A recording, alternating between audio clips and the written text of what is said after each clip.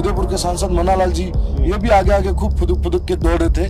तो जैसे वनवासी जैसी हरकतें करने से आप वहां पर वनवासी जैसी हरकतें न करें, हम आदिवासी हैं इसको स्वीकार करें। थावरो तो गियो, थावरो तो जाए नहीं जाए, लेकिन मन्नाबाद जरूर जाएगा।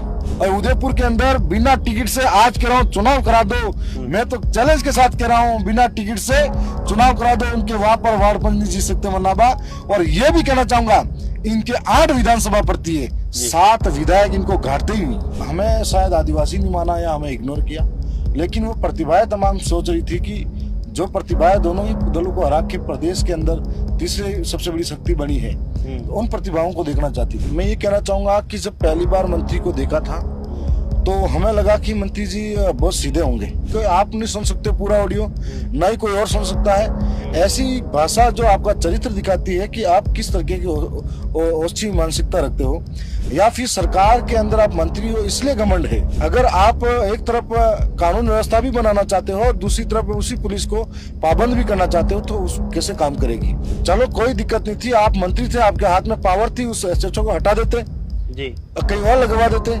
लेकिन माँ की गालियां देना, बहन की गालियां देना, इस तरह से कहाँ तक उचित था। तो जो भाषा अशोभनीय है वो बहुत बुरी है।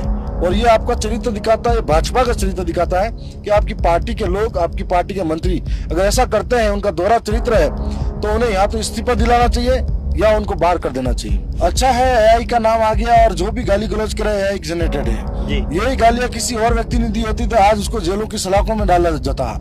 लेकिन आप एआई करके कब तक बचते रहोगे।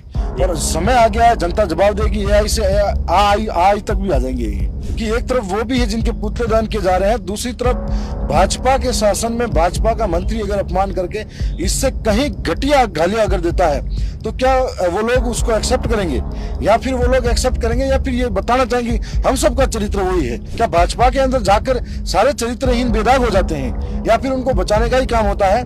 आप हनुमान बेनीवाल के जो मूवमेंट चल रहा है, उस मूवमेंट के अंदर पुतले दहन करके मंत्री जी की गालियों को आप लोगों के सामने आने से ध्यान भटकाने का काम कर रहे हो। यहाँ तो जो लोग यहाँ से गए वो वनवासी हैं, या फिर हम सबको अपमानित करने वाला शब्द कहा है।